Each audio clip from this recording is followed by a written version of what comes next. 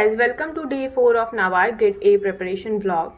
Today I woke up थोड़ा सा late 6:30 AM, but ठीक है. सुबह उठते ही सबसे पहले पानी की बॉटल रख ली स्टडी टेबल पे और चाय बना ली. आई डोंट नो वाई, पर जब से पढ़ रही हूँ तब से चाय ऐसा लगता है कि मॉर्निंग का एक बहुत ही इंपॉर्टेंट रिचुअल हो गया है.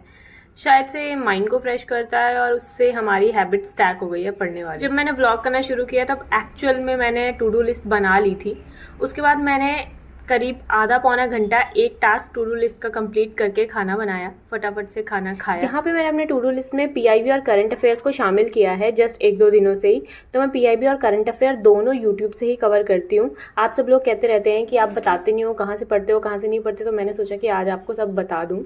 पीआईबी और करंट अफेयर दोनों कवर करने के लिए आपके पास बहुत सारे ऑप्शन मिल जाएंगे यूट्यूब पे. मैं आपको यही कहूँगी कि आपको जो इजी लगता है या आपको जिसकी भाषा अच्छे से समझ आती है आप उसके ही पढ़िए, क्योंकि लैंग्वेज बैरियर बहुत बड़ा बैरियर होता है. अभी के लिए मैं पीआईबी अनुज जिंदल के पढ़ती हूँ, लेकिन स्टिल मैं ऐसा बोलूँगी कि मैं अभी हंट पे हूँ. अगर मुझे उससे अच्छा भी कोई चैनल मिलता है तो मैं वहाँ से पढ़ूंगी. अगर आप रिकमेंड करना चाहते हैं आप कर सकते हैं.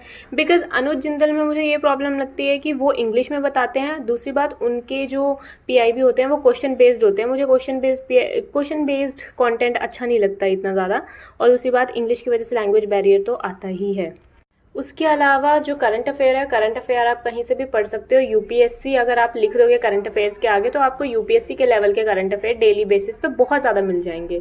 इसके अलावा काफ़ी लोग कहते हैं कि करंट अफेयर और ये सब चीज़ें पढ़ने के लिए आपको ऑथेंटिक सोर्स को रेफ़र करना चाहिए, यानी कि न्यूज़पेपर से ही पढ़ने चाहिए. तो अगर आपको न्यूज़पेपर पढ़ना अच्छा लगता है तो प्रॉब्लम ही सॉल्व हो जाएगी. करंट अफेयर आपके सारे न्यूज़पेपर से ही कवर हो जाएंगे. इसके अलावा आपका न्यूज़पेपर से एडिटोरियल भी कवर हो जाएगा, जो कि आपको इंग्लिश डिस्क्रिप्टिव में भी हेल्प करेगा. इसके अलावा बात आती है स्कीम्स और रिपोर्ट्स की. तो देखिए, रिपोर्ट्स तो आपकी सारी पीआईबी से कवर हो जाएंगी. ठीक है, जब भी आप पीआईबी पढ़ेंगे आपकी रिपोर्ट साथ के साथ कवर होती जाएंगी. बिकॉज मैंने 2-3 रिपोर्ट्स पढ़ी हैं और मैंने सोचा था कि मैं रिपोर्ट कवर करूंगी, लेकिन जब मैंने पीआईबी पढ़ा तो वो रिपोर्ट उसी में कवर हो गई. मुझे स्पेशली कोई रिपोर्ट करने की ज़रूरत नहीं पड़ी. इसके अलावा स्कीम्स की बात करूँ तो स्कीम्स के लिए भी बहुत से यूट्यूब चैनल आते हैं. मैं कोई स्कीम को रिटन फॉर्मेट में या पीडीएफ के तरीके से नहीं पढ़ती हूँ. स्कीम्स जो है वो मैं एडू टैब से पढ़ती हूँ. इसके अलावा स्कीम्स के लिए मैंने पिछले साल एग्री कोचिंग चंडीगढ़ का कोर्स लिया था, जिन्होंने मुझे करंट अफेयर्स के अंदर स्कीम दी थी.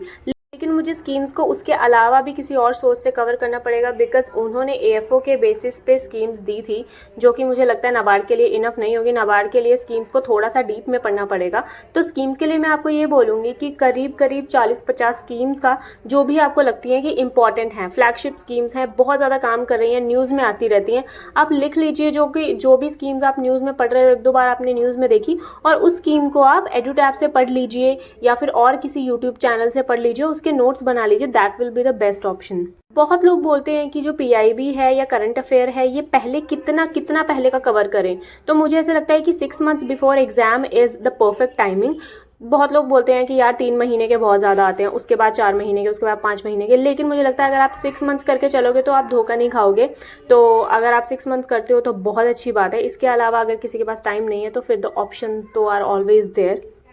तो अब जब बात आती है ईएसआई की, तो ईएसआई में आपको एक बता दूं एक चीज़, बहुत अच्छी चीज़, कि जो ईएसआई होता है ना उसका स्टैटिक पार्ट 10% आता है नाबार्ड के एग्जाम में. ठीक, तो आप देख लीजिए कि आपको ईएसआई कितना कैसे कवर करना है. वो इस चीज़ पे भी डिपेंड करेगा कि आपके ईएसआई के बेसिक टर्म्स कितने क्लियर हैं. तो उस बेसिस पे डिपेंड करेगा आपको कितना पढ़ना है कितना नहीं पढ़ना. मेरे लिए मेरा बेस्ट आइडिया ये है कि आपको ईएसआई का जो भी टॉपिक पढ़ना है आप उसको गूगल पे टाइप कीजिए, उसके आगे यूपीएससी लगा के उसके आगे पीडीएफ लगा दीजिए. आपको बढ़िया से वो टॉपिक के बारे में मिल जाएंगे. एटलीस्ट 3-4 पीडीएफ मिल जाएंगे. आप देख लीजिए, आपको जो अच्छे से समझ आ रहा है आप वो पढ़ सकते हो. सो यही थे मेरे सोर्सेज. मैंने इस साल सेल्फ स्टडी ही करने की कोशिश की है, कोई भी कोर्स कहीं से परचेज नहीं किया है. तो मैं ऐसी वीडियो लाती रहूँगी. मेरी ये कोशिश रहेगी कि वीडियोस रेगुलरली आए. एटलीस्ट अगर वीडियो रेगुलरली ना भी आए तो पढ़ाई रेगुलरली हो. तो मैं आपको इसी के साथ मिलूंगी नेक्स्ट वीडियो के लिए. Till then bye bye.